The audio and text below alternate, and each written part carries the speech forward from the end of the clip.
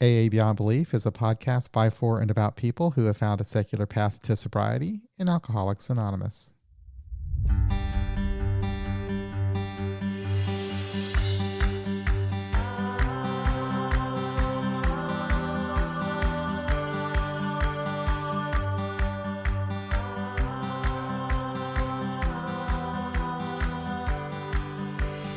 Today's guest is Doug P. He is from Halifax, Nova Scotia, and it's really interesting. I have been corresponding with Dave mostly via YouTube. He listens to our podcast on YouTube quite a bit, and correspond with him. And anyway, at one point, he sent an email to me and shared a little bit of his story, and boy, we have a lot in common. And I just thought it'd be interesting to talk to him to learn more about his recovery and his thoughts on how he has evolved through the years in AA and the group he started and so forth. So we'll just take it from there. How you doing, Doug? Hey, very good. Thank you, John, for inviting me. Yeah, we corresponded a little bit, I think maybe a month back, and I shared a little bit of myself, and I guess it evolved to an invitation. So thank you for inviting me on this. I listen to your podcast quite a bit. Oh, it's always nice to hear. It's always nice to hear that people are listening. It is, because sometimes I go to meetings and and it's not the same. When I started listening to your podcasts, I can relate a lot, what's going on in my sobriety, and I'm sure we'll share a little bit of that as we progress. Yeah, you're a lot like me, that you started off pretty early and you were in traditional AA for a long time, and then kind of became, you started questioning it, much like I did, kind of later into your recovery, I think. Absolutely, yes. I did go through that. I jokingly call it my deconversion. Yeah. No, it really is. And it's like an ongoing process too. I was talking to John H. about it in one of our podcasts, and, we called it deprogramming, and I didn't really mean that in an insulting way, but because I'm still part of AA. I mean, I still go to AA meetings and so forth, but I do make an effort to kind of divorce myself from the lingo of AA. And I do that because I just want to be who I am. I want to be authentic and honest and speak about my recovery, my experience in my own way, my own language. And, it took me a while to understand that, we do have this lingo in AA, and I guess there's nothing wrong with that. We all have jargon, I guess, at a job or, so at an organization, but I don't know. It just I just decided, I don't want to do that. I'm going to use my own words to describe what's going on with me. So that's my even a little preparation for this, right? Like I would share my story in a traditional meeting, and in preparation for this, I had to let go a lot of things, even in preparation for this, right? Like I don't think the same as I did before. And there's different topics to talk about. And a lot of what I'll be talking about, I would never share in a traditional AA meeting, let alone some of it in a secular meeting. Yeah. I know. I've kind of gotten that way myself. Well, let's get into it. Can you start by relating your story of recovery, and we'll just kind of let a conversation flow from that. Yeah, sure, absolutely, John.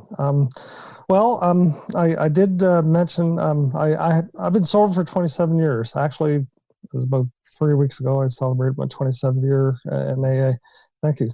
And however, I've been around AA for about 30 years because early in my recovery, and this may be a conversation later on, I have gone in and out early in my recovery. And if I was to pinpoint why I went in and out, I don't know if I can give you an accurate description why. But again, we'll talk about that later. My second meeting, I've gone to an AA, and I'm thinking this may be about 88, maybe 89. I was going to AA for the first time, and somebody told me something that stuck with me till this day, and I'll share it. And I admit it's parroting, but I suppose I don't mind doing it in this one case. And it may have been said, when you first sobered up in '88. But I didn't get in trouble every time I drank, but every time I was in trouble, I was drinking. And yeah, so you heard that, and I I think it have was heard just a that, and it's very time that, true, actually. You know. yeah, it describes my drinking to a T.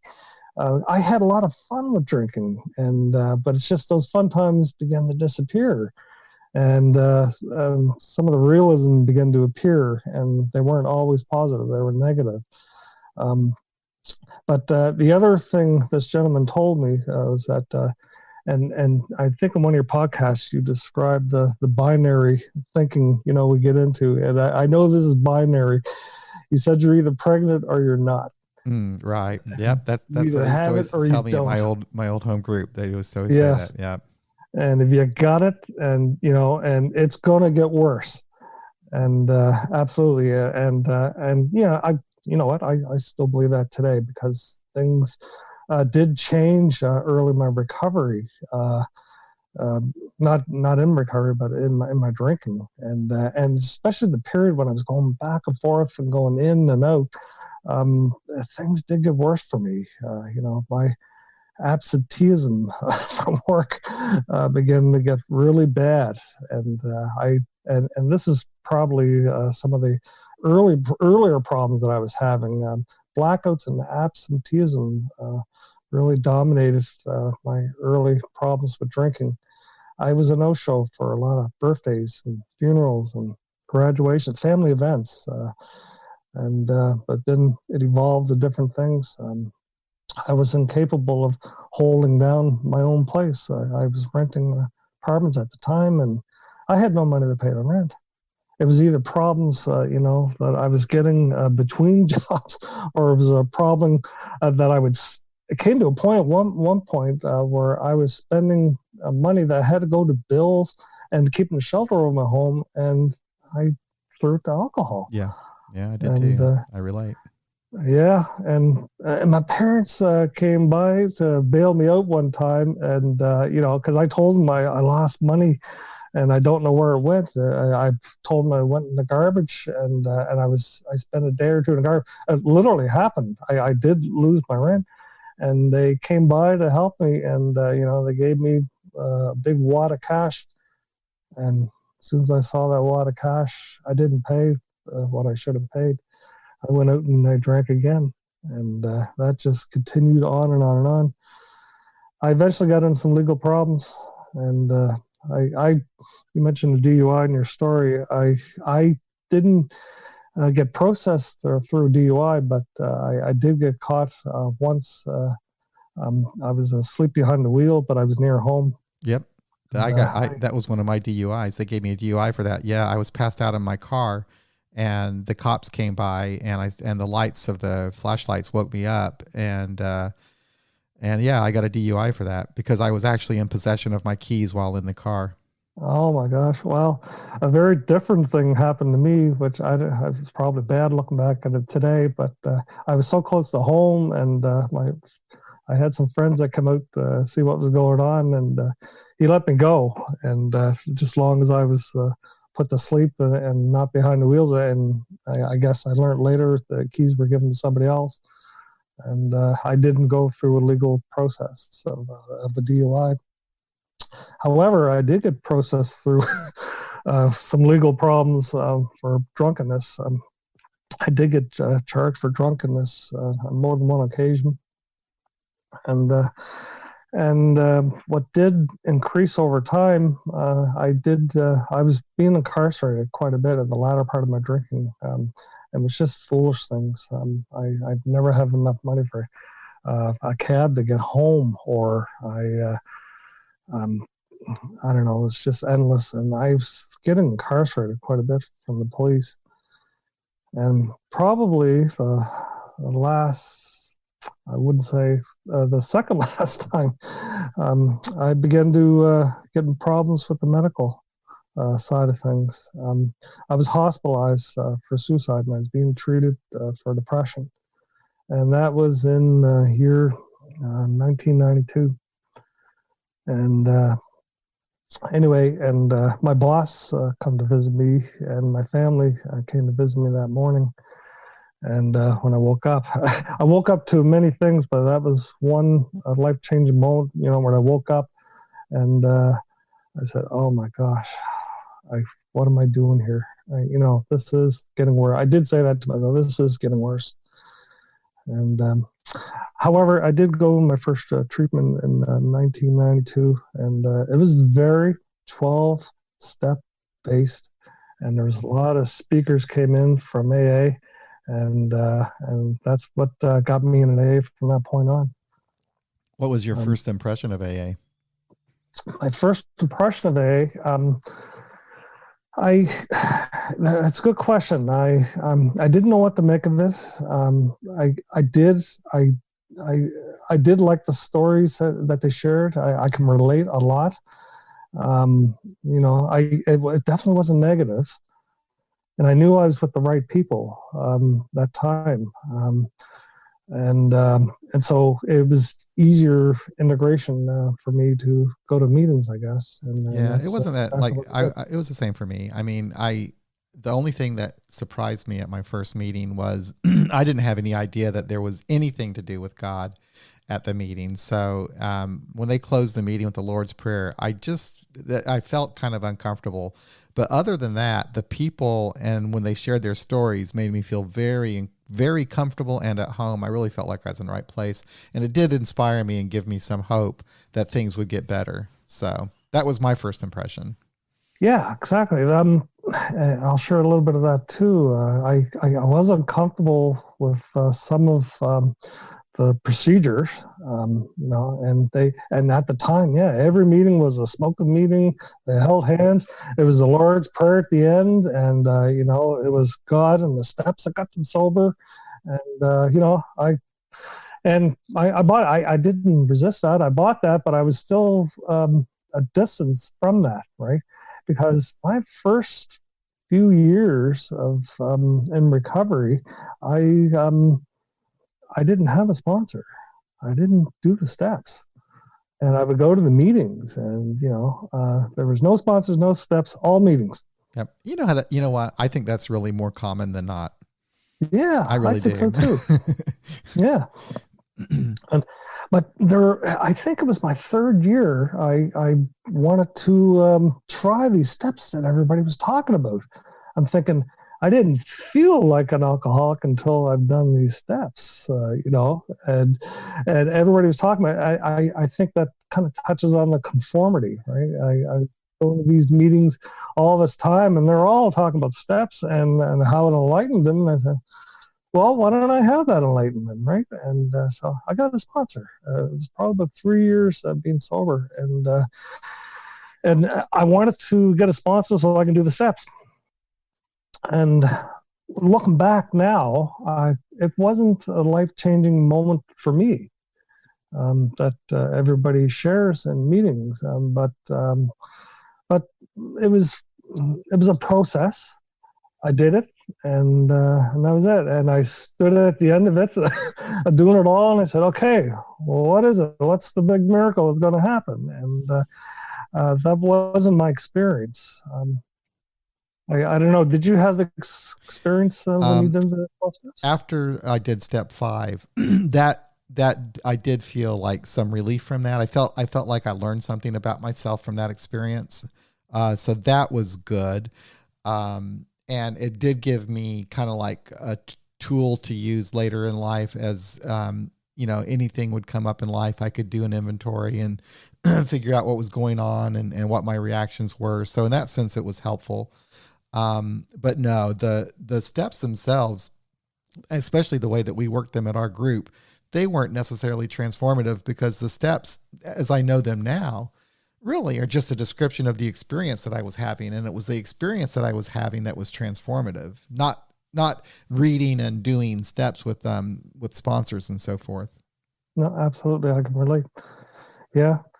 Back then I believed in a higher power. I wasn't religious. So I suppose I drank the Kool-Aid for that too. And I believed in the higher power. I believed it was the people put in my path was this higher power, and I believe somebody or something was putting people in my path.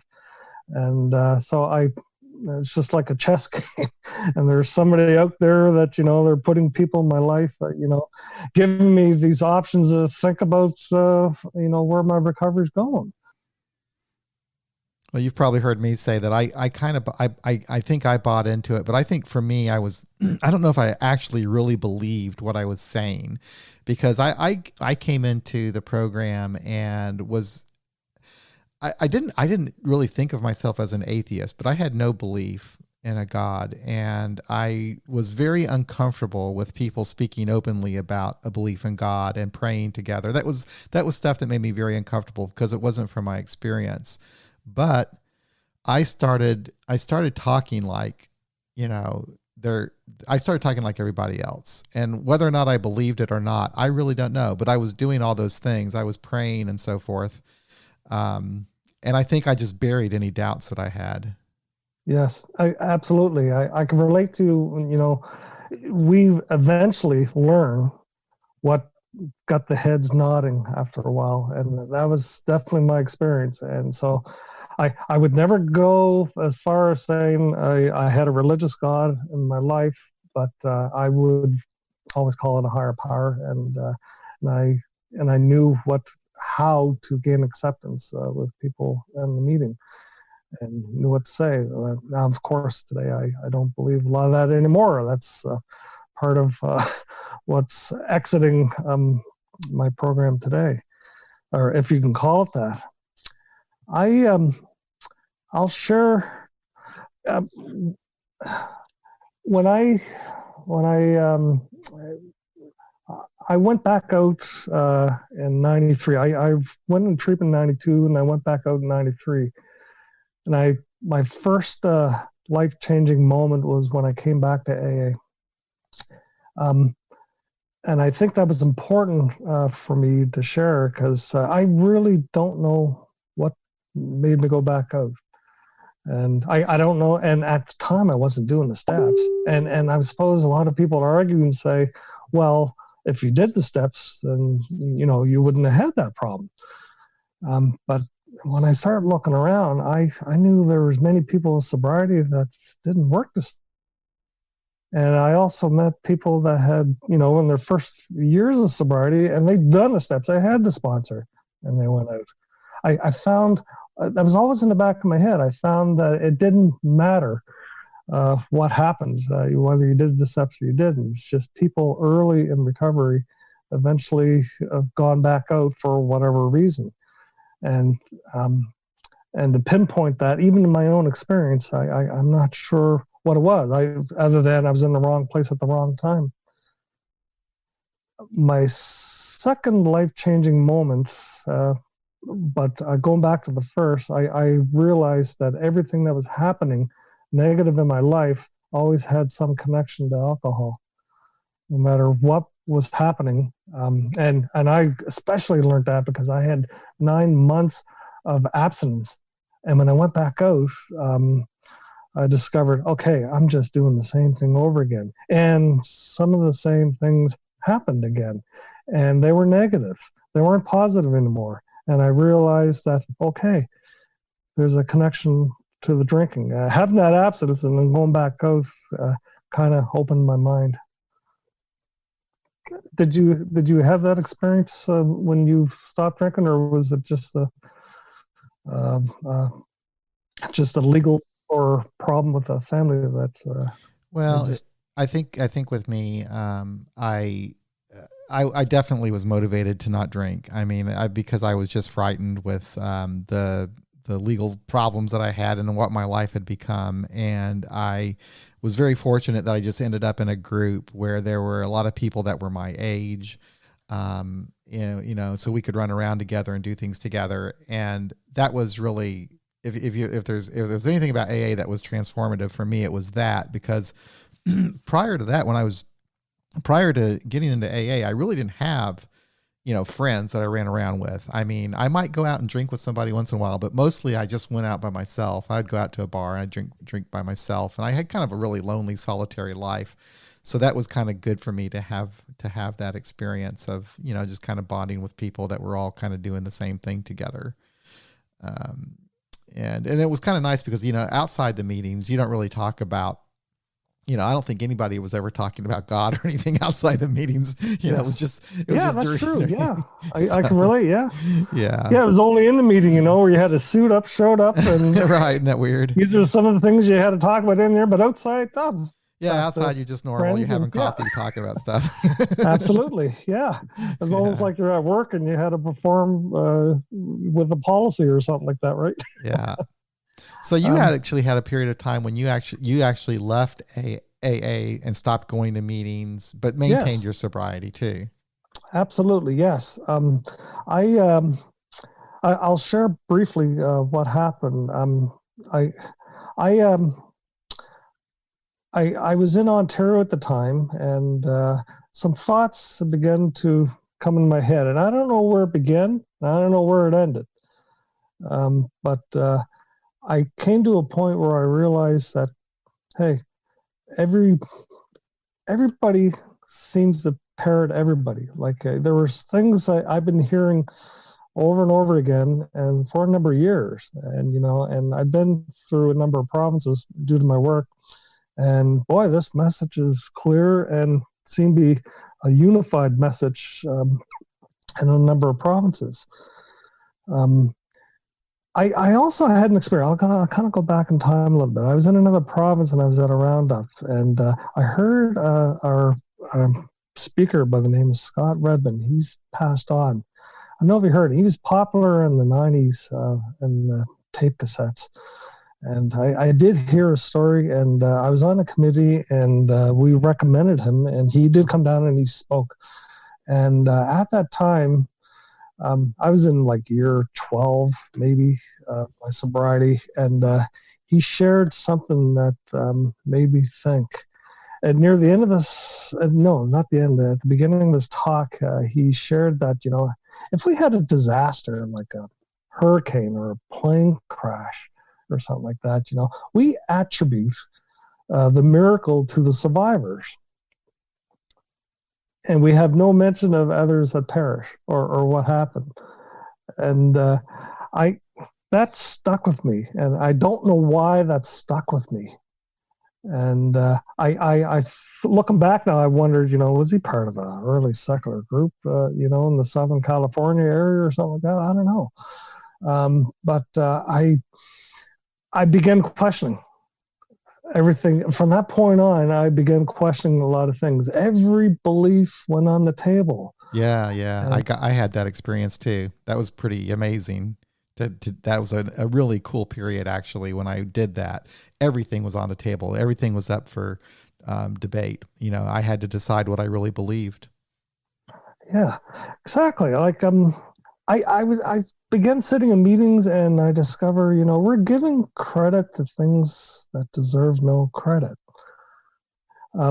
I found myself in the world, and forgive me for using some of these words. It may sound a little harsh at first, but I found I was in a world of hijacking, conformity, and parroting.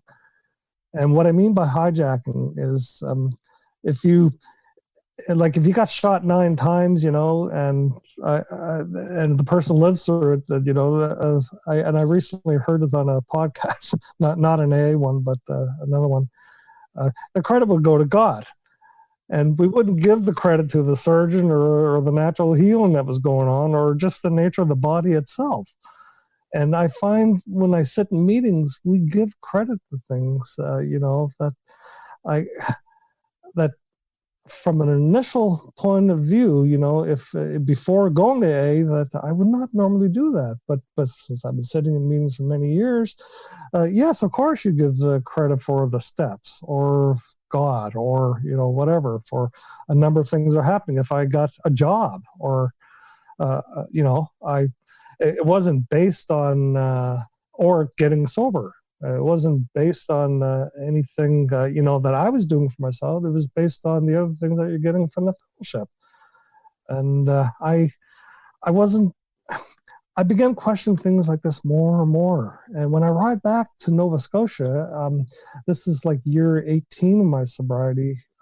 This is where I began my sobriety. Um, I went to many meetings and I had nothing to say. And I would come home, my wife would ask me, "How was the meeting?"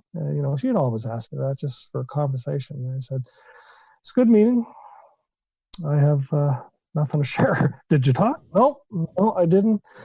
And it came a point where I just felt like I no longer belonged. I thought I belonged with the original group of people, that I started AA from, 15, 20 years ago. And all the people were different, of course. And the old timers I knew were different. Same in many ways, but different. And I'm not sure what happened. And when I went to these meetings, and I went every day, and if I had something to say, I was scared it was going to conflict with others. And if I had something to share, then I feared correction afterwards. See, that's where the point I got after like 25 years. I was really walking on eggshells around that group. And these are people I've known, many of them for many decades, for a couple decades, and I got to where I just felt like I had to be very careful. Anytime I would tip my toe in the water, it seemed like somebody would tell me to get out. It was really a difficult time. And but then I got a little bit more bold, but I got to the point where eventually I realized I don't fit here anymore. It wasn't going to work anymore. I could not sit in that room anymore, and I just couldn't do it anymore. I just couldn't do it. But with me, I was fortunate. That was the same time I learned about these secular meetings, and I started a new group and just continued on from there. But if I didn't do that, I would have nothing to do with AA. Yeah. I think the same thing happened to me. I think it was about approximately, not quite, but approximately 2 years I left AA. I didn't go to meetings at all. And I kind of held my breath thinking, am I going to go out and drink? And you did something similar to me too. You were listening to Richard Dawkins and Christopher Hitchens, the New Atheist on YouTube. And I did that a lot during that time when I was realizing that I was an atheist. So I read the books and I would watch all the videos and all of this. And it was real eye-opening for me. It really helped me think more critically of what I was actually doing, and it put me on a different path. And maybe it even gave me some courage finally to be open about what I really thought, Absolutely. Yeah. Like these guys weren't talking about alcohol, but it was a critical thinking skills that you could not avoid, and just substitute church and put in AA, and it's like, wow. And it was mind opening. It was truly mind opening. I listened to these guys quite a bit on the podcast, and to me, that was the final bullet. It absolutely was. It was the final bullet, and from there, I found myself alone in AA. And not knowing who to talk to about some of these thoughts. Like I just didn't belong. I left. I celebrate. I remember driving home from work one day and I celebrated my 20th birthday. I remembered stopping, picking up in the mail, and I said, "Geez, yeah, it's today, isn't it? Wow." No fellowship. Told my wife when I came in, and she hugged and kissed me, and well, congratulations anyway. You're not part of AA, and the part of me kind of missed AA that day, to celebrate it with. Yeah. Yeah. It's like you don't have to be in AA to celebrate your sobriety. Absolutely. Yeah. You know what? There was a couple of birthdays I had where friends just came to my house. We celebrated at my house as opposed to an AA meeting. Yeah. But you did actually go back, and were you actually part of starting a secular meeting? Well, what happened is I was AA lonely, I guess. It was definitely my second year of not going to AA, and I started going online a lot and saying, and I finally punched in the words, Halifax, AA, and secular, and I found one, and they weren't listed and Oh, the that's regular right. That's right. You mentioned they that they weren't weren't. listed. Yeah, it was during that Absolutely. period of time when there was a lot of, I guess, controversy surrounding agnostic groups, especially in Canada. It was like all over Canada, Ontario and British Columbia, and I guess Nova Scotia. Yeah, that's absolutely. Like I'd done some research later on, and a vote to get us listed one time, and I studied a lot of the American meetings and the Canadian meetings, and it's like 80% of the American meetings they were listed. I'm not sure why. And then about 80% of the Canadian meetings were not listed. And that was just at a point in time that now that changed uh, drastically, especially in the last 5 years. But at that time, I think it was around 2012, 13. Yeah, there was very little listing meetings in Canada at the time, and I became aware of what problems they had in Toronto too, getting listed, and I followed that closely. But I met some people who his name's Reed and Judy, and they started the very first meeting for secular AA in Halifax, and they originally were listed, and then they weren't. I think that happens to a lot of them. Yeah. They discovered, oh my They god, thought, oh my God, you don't really. We got to take you off. this is not the AA we were thinking of. This is not part of the brochure. And so they were on, and then they were off very quickly. Right. And we spent the next 3 years fighting to get listed again.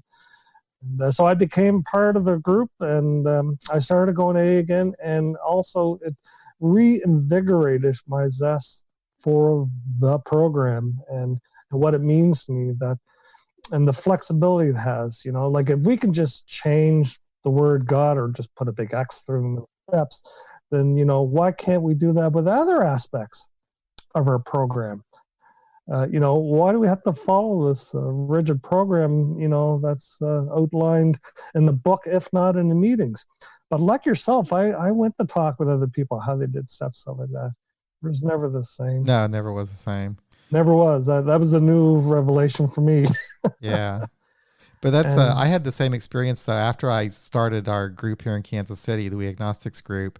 It was like I was more excited about AA I think than I had ever been. I was really into it. I really it came to life for me. Everything about it. I mean, just to have the freedom to think about the steps differently, and all the people that I was meeting online. And it was just a real exciting time that I was experiencing.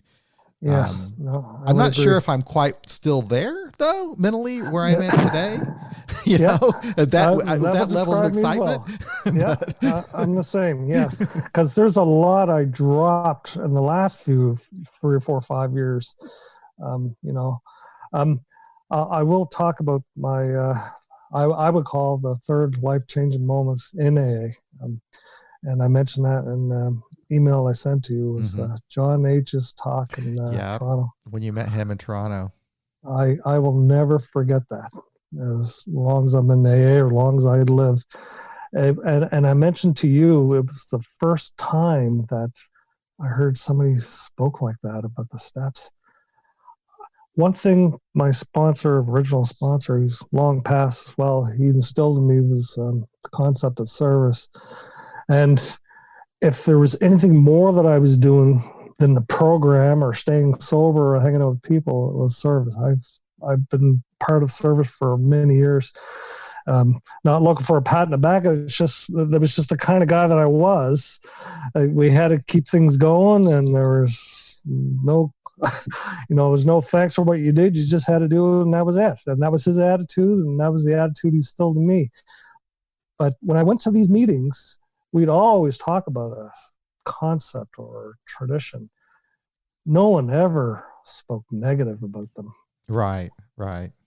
And when now this was the steps, and I heard John for the first time talk about it. Oh my God, I was floored, but I loved it. I loved it. He spoke about, and you know what? At the time, I even disagreed with him on some of the stuff, but not so now. Again, it's an evolving process. It is. It Some of is. It is. It truly was. I disagreed with him, but I love it that he shared, some negative stuff after being in this program for like 20 years plus, and to hear somebody talk that way, I knew I was in an environment of, well, some new friends and a new freedom and a new happiness, and because even at that conference, I met somebody from San Francisco. He said his first conference was in Austin, Texas. He said when he first went to his first meeting, he went back to his hotel room and he cried. He had the same experience I have, long term, being in the program, and then suddenly knowing that, hey, it's different today. And here's a bunch of people in front of you, and that think different. And we no longer have to keep our mouths shut in the meeting, that authenticity, because a lot of the last couple of years before I left AA, I said nothing. I just sat in the back and I was quiet. And the only conversation I was having was people afterwards, when you can let your guard down and be yourself. And rather than talking with the program or God or, whatever, right? And so I also, after the conference in Toronto, I read John Lauretzon's book. And I soaked it all in one afternoon. I read it all and I devoured it. And he said some things, that really changed my mind, about what I thought of the steps. What I originally disagreed with John H., I now agree, thanks to that yellow book. Yeah, the first time I ever heard somebody say something negative about the steps, and they were in AA, and it was somebody from within the secular AA community, I was shocked. I'd never ever heard it before. I mean, I was literally shocked. I couldn't believe what I was hearing, and and in my mind I was thinking, well, why are you even in AA? Because I did equate AA with the steps. I didn't realize I was doing that, but now I don't mind it. I can hear that criticism, and I have even rethought what they mean to me, and it's just it's I guess it's good to be exposed. I guess what I've learned, it's good to be exposed to somebody who you might not agree with, and it's good to be shocked sometimes. And sometimes it takes to be shocked for you to begin to maybe think about something differently. Yes. No, absolutely. I all of progress of mankind was based on a set of challenges. Like I'm a. You mentioned you went to university, so have I.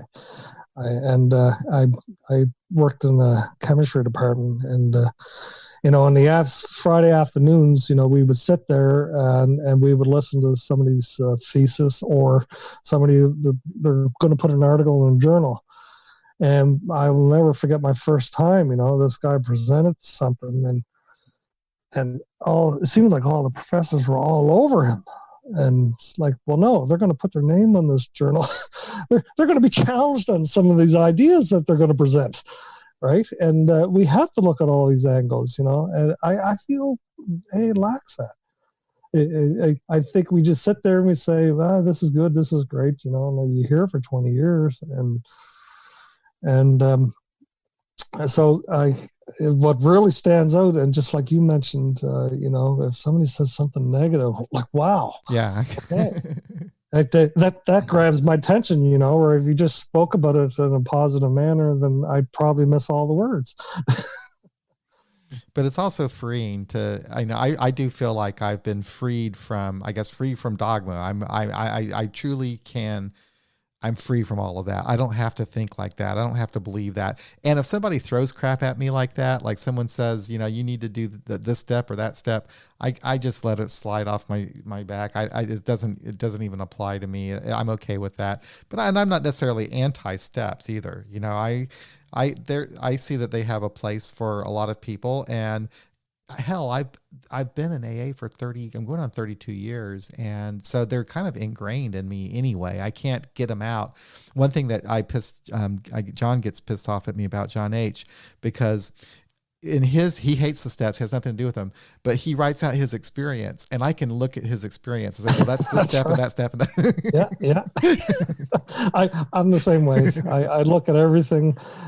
It's like the rose-colored glasses you put on, right? And you only see the world in that frame.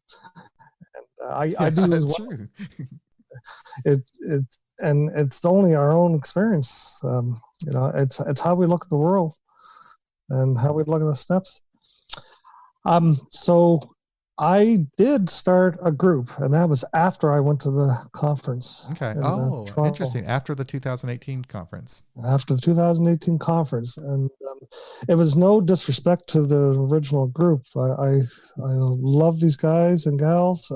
And I mentioned Judy, and she went to Toronto with me, and she was transformed from the experience as well. And so when her and I came back, I just said, well, I'm going to start a second group. And starting the second group, we only had one meeting to go to throughout the week, and everybody else had to go through traditional meetings. So my impetus for this was, well, how about a second? Right. Yep. And That's a good idea. yeah, so I did. I've been watching your podcast quite a bit, and you said something that you have a meeting every night of the week. We do here in Kansas City, Missouri. I can't believe that. So I looked up Wikipedia, I looked up Kansas City, and I compared the populations. It is about the same. And I said, why not us? Right. And so, because you do, yeah, your population is about the same as here. So I said, why not? So I made all the mistakes. Secular A meeting. My first mistake is I did it. I can't say it was just myself. I did have others that were going to help me, but one by one, most of them were traditional A members, friends of mine. They left probably within a month. They were gone one by one, and it was just myself and maybe one or two other people holding the fort. And but eventually, it grew. One person stayed, and then it grew to 3 to 4, and then afterwards 5 to 6, and we recently had a birthday, and it's way above average, but we had about 30 people for. Yeah, that's nice to see. I like to see that. I like to see the room fill, because I remember our group started and it would be the same thing. There'd be 3 or 4 of us, and now it just warms my heart to see the room full of people celebrating their sobriety or whatever. And yeah, it's great. It's also interesting to watch the group change over time. The group that we have today, because we're going now in our 6th year, and it's a completely different group from where we started. I mean, some of the people are the same, but there's a lot of new people too. And there's been a lot of people that have come and gone in between, and they have all brought something to the group and left it with us. And so it has really taken a different, personality, I guess. And what I like now about my group is that we've got really a whole new generation of people that are taking care of the group. And I love that. I love to see that. And they're bringing a different spin on things than I did, because I came from the traditional AA background. They come from no AA background. So they're a clean slate, I have the same experience. Yes. Yeah. There's only just a few of us in here that have traditional AA background, but the rest are all new. And what they share in the meetings is just scraps of other meetings they've been to. And most of them haven't heard of the AA Beyond Belief podcast. Right. You mentioned that too, I think. And a lot of them don't know what's going on outside of their group. That's right. That's absolutely true. And I think that's always been true, I think, in AA, because the groups being so autonomous, they don't really care. People don't really care so much about like what happens at the General Service Conference or anything like that. And the same thing with my secular group. They don't, they don't really. They're just focused on their friendships within the group and so forth, and they're not really interested in anything outside of that. There are some that listen to the podcast, but sometimes, and I try not. I don't like talk about this podcast or my website or anything a lot when I go to meetings, but it does surprise me sometimes that there's absolutely no interest at all. I know. No, it's the more older conventional members, that are interested. Yeah, yeah, All the new yeah. people are not interested at all, right? Right. So I mentioned the odd time the Washington D.C. Conference coming up, and I mentioned the Toronto at the time, and and I'm also, if an interesting podcast, I'll mention it in the announcements. I will, just to pique some interest anyway. And there are a few, but I would say the majority no. Yeah, yeah, same here. Now I have I've met a couple of people who actually found the group through like YouTube or something like that. But yeah, for the most part, and that's fine. Otherwise, it would be annoying, I think. If, but No, absolutely, yeah. I can't sit there and demand that we watch this or right, right, everybody's got to find their own which is something I had to do. We have to find our own niche, and because some people work this 12 steps, some people don't, and some people work secular steps, right? And people are finding, hopefully, if there's anything we achieve, is that people are finding their own experiences and their own journeys in here rather than having a mandated orthodox one. And and sometimes we get a little orthodoxy, but and we have to like, if someone just shares their experience, that they don't do the steps, sometimes we get somebody afterwards who say, well, I had to do the steps because, and what am I going to say? Am I going to say otherwise, or it's a I find it's a very dicey thing to speak up whether you should or you shouldn't, other than share and your you own know experience. what I find really interesting about the people that are attending meetings at my group, and I haven't really been going to very many meetings lately, but they don't make a big deal about working steps or not working steps. It's almost like it's a private thing. It's almost, it's like between them and whoever they're talking to about the steps. And I kind of like that. It's not made a big deal. And when we do have meetings, the topics are always now something that the person who's chairing the meeting just comes up with. Nobody reads anything. It's just whatever they want to talk about. And that's not the background I come from. I come from, you got to read something and talk about what you read about. But Absolutely, yeah, yeah, yeah. At first, we had to we had to do a little bit of God bashing at first, but we got that out of our system. And now today, we talk just alcohol subjects, and the odd time, the program will come up, whether that's steps or lack of.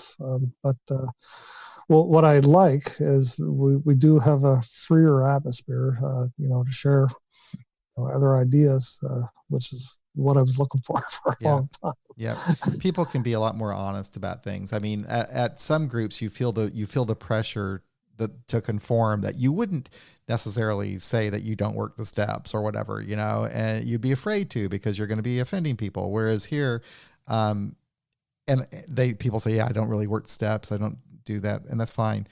And honestly, I think that the same percentage of people who don't work the steps in a secular meeting is the same as at a traditional meeting. I really think that's the truth. But people don't really come out and say they don't work the steps, but they really don't have anything to do with them, really. No, I used to sponsor people a lot in my first like 10 years or so. And for whatever reason, people don't want me as a sponsor. No one asked me to sponsor them. And that's fine. I'm okay with that. If I do sponsor somebody, I think one reason that it doesn't really last for any length of time is I don't have any structure. I don't lay down like this is the path you must follow. And some people early on, they do want that. They do want that structure and that path to follow. And I just say, find your own path and let's be friends. That's basically my approach. And if it, that's the way I am. So, and I offer my friendship to whoever might want it. Yeah, I suppose I do sponsor a couple of individuals at the moment. My experience in the last 5 to 10 years, I'm there. I don't want to lay some kind of orthodox program in front of them either. However, you and John actually not that long ago had a talk on sponsorship, and I think we need more discussions on that. But I think both of you kind of rejected outright because of what it stood for, especially from a traditional sense. I do I think it's a bad idea to have a formalized system of sponsorship where someone thinks that they're obligated to have a sponsor, that they must have a sponsor. And I really hate the idea that the sponsor has any sort of expertise or I really don't like that. So, and it can be dangerous, and I've seen it abused at other groups, especially, these Clancy cult like groups. This whole thing is sponsorship. So I think I'm not like totally against it. I mean, I see people that have in my home group who have sponsors, and it's a very loving, close relationship, and the sponsor isn't dictatorial, and the person doesn't feel like, it's I think a healthy relationship, and I'm okay with that, but I'm not okay with where you're in an AA group and you're being pressured to get a sponsor, or somebody imposes themselves on you as their sponsor, and then begins acting as if they know what's best for you, and they might even speak to you as in a kind of a derisive way that you're just a little newcomer, you don't really know. I just really don't like that at all. So Yes, yeah. Yeah. I think we have we agree a lot. Though I'm stuck with the title. A couple of examples. I think the two individuals I'm sponsoring now, they approached me, and I think they were interested in some structure at first, with the steps or whatever, but they slowly learned really quickly where I stand with that, and there's no structure at all, and there's probably initial disappointment. I know one shared, I expected you to call me up and you to tell me what we had to do with the steps, and I said no, not at all, and hopefully what they have learned, or hopefully there's anything they got out of me, is that don't believe what anything I'd say. This is more or less your journey. You can share it with me if you want, but I'm more interested, if you have the ability to free think, some of this stuff. I'm more interested in the free thinking side as opposed to a structure orthodox mandated side on this, right? And so they learned that, and then they kind of stepped back a little bit. But then now today, with both, we just share and we just talk, really. And that's all it is. So I think it fell together that way, in spite of how it may have started out, or the expectations. Yeah. So coming up to modern times, how is your group handling the COVID-19 pandemic? Oh, well, we have a very energetic, bubbly person by the name of Pam, and we had a meeting just before the axe fell. And what I mean by that is when everybody was secluded the homes, and this is our last meeting, and we all knew it. Our last meeting was going to be here. We predicted by next week we were not going to be meeting, and that's exactly what happened. And so we had a chance to organize as a group what we're going to do. And so I mentioned this lady Pam, and she said, hey, I just happen to have an account with Zoom. And so we were the first sites to develop in the Halifax area for meetings, and a lot of groups just followed that pattern. And I know I'm looking around now, that's happening everywhere now. Oh yeah, it's amazing. Yeah. So I'm trying to look around and see what's going on in Toronto or even in the States. Some of the groups that started. I just like to sit in and listen to meetings, far away. But Yeah, I might actually do that. The Toronto group actually posts a link to their meetings on Facebook and so forth. I should check one out sometime. But I've been going to all of my group's Facebook, I mean not Zoom meetings because I have to help start the meeting and everything. Although now I've got two people who I think can take over doing that, so I won't have to be at every single one of them. But I've been at every single one of them, and it's been good. I'm surprised at how much I like it, and I think one reason I like it so much is that I do spend so much time, just me and my wife in the house now, that it's great to see them and talk to them and laugh. It's needed really right now. Right. So, yep. Yeah. Mm-hmm. Yeah. We there was a meeting that started in Fredericton, and we kind of, not that we helped, but they came down to our meeting to see what was going on, and a couple months later they started a meeting. So we developed a friendship with a meeting in Fredericton, a secular meeting, and we've been on one another online meeting, and we kind of, this crisis created a positive where we're getting to know one another more online. And instead of traveling 4 or 5 hours to another sector meeting, we're meeting one another and getting to know one another online. So that's definitely a positive. It'll be interesting when this is all over, that it'll be interesting to see how many of these online meetings continue. And if there's some new groups that come out of it, online groups, this might be a kind of a new thing. There's a lot of people now in AA who are attending meetings online who never would have done it before. And they're probably discovering this is kind of cool. Yeah. I'm thinking, it's along the lines of what you're saying. I'm thinking, a lot of this is going to still remain. I haven't yet, but I want to talk with some other people from the secular meetings around the Atlantic provinces. Because I know there were some instances where a secular group wanted to start in another province, but they haven't for whatever reason. Maybe they didn't have the numbers or something like that. I'm thinking the online meetings could be a solution. And we just need to reach out to, to these communities, long distance that may not have enough people to start an online meeting, but it could be an opportunity to attend a secular meeting, in the area. And something interesting that's happening also is there's now, because the secular AA website, they have a lot of secular meetings online, and they always have. And those meetings were usually like 20 people, whatever. But now they're like 100 people show up. And they're not all people from secular AA meetings. They're from all types of meetings. Mm-hmm. Yes. And it's kind of nice, though, because it's like it's introducing all these people to a secularly formatted AA meeting. And it seems to work for them just fine. Yes.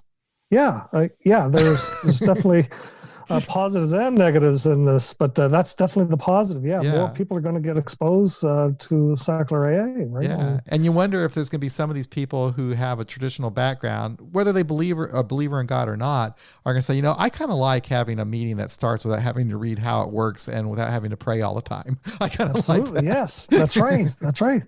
So I think this is going to produce some changes in what we see today, and and I'm looking forward to them. We're just beginning to talk about some of them. So anyway. Well, I sure have enjoyed this conversation, Doug. I'm glad that we had this opportunity. I'm glad that you reached out to me in that email. That was great. I wonder if I met you when we were in Toronto. I did briefly. I remember seeing you. You probably don't remember seeing me. You were in the room where John H. was having that talk.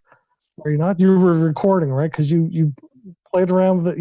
You played around with his microphone at one point. Oh yeah. I was really busy at that. I think I kept myself busy as a way to avoid having to actually socialize with anybody. I've been doing social distancing for a long time. Right. I can relate. It kind of comes natural to me. Yeah. Okay. But I didn't get a chance to meet with you, but I did talk with John H. For about 15 minutes after. So I don't know if he remembers me, but it was great about that conference. I got to meet a lot of people that I've never met before, and just like when you arrived in AA, you didn't feel alone again. And then suddenly I'm alone in AA, and then I go to a conference, I'm not alone again. Right? We got to meet others, at least that think like us and went through what we went through. So I'm in debt to the new friends that we met in secular. I felt like I've known you for a while because I listened to your podcast a lot, and in my email I wanted to engage you in a conversation. In the back of my mind, I knew he's probably going to ask me. Yeah. I'm really bad about conversing by email. I'm just like, because I email all day long at work, and it's like, I don't know, man. I just but I love to talk on the podcast. Yes, and I could see. I seen some of your live shows. I haven't worked up the nerve to call in, but I will. I'll definitely help out because I especially your new area, my secular sobriety. I've been following that quite a bit, and we never had a chance to talk about some of the stuff. But, that's a fun podcast, and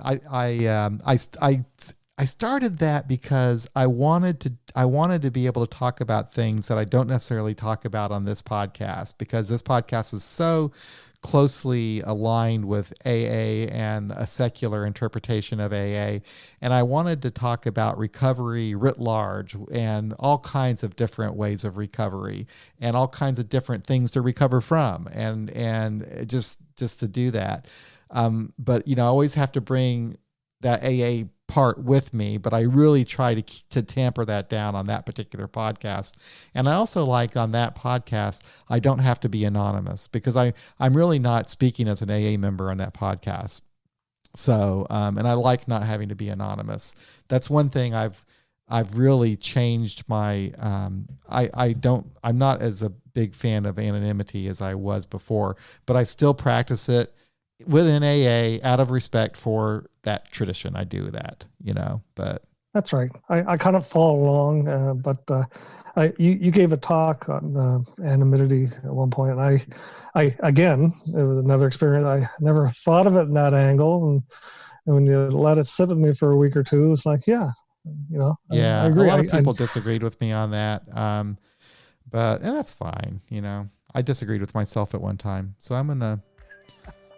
No, well, there's nothing wrong with talking out loud. Right?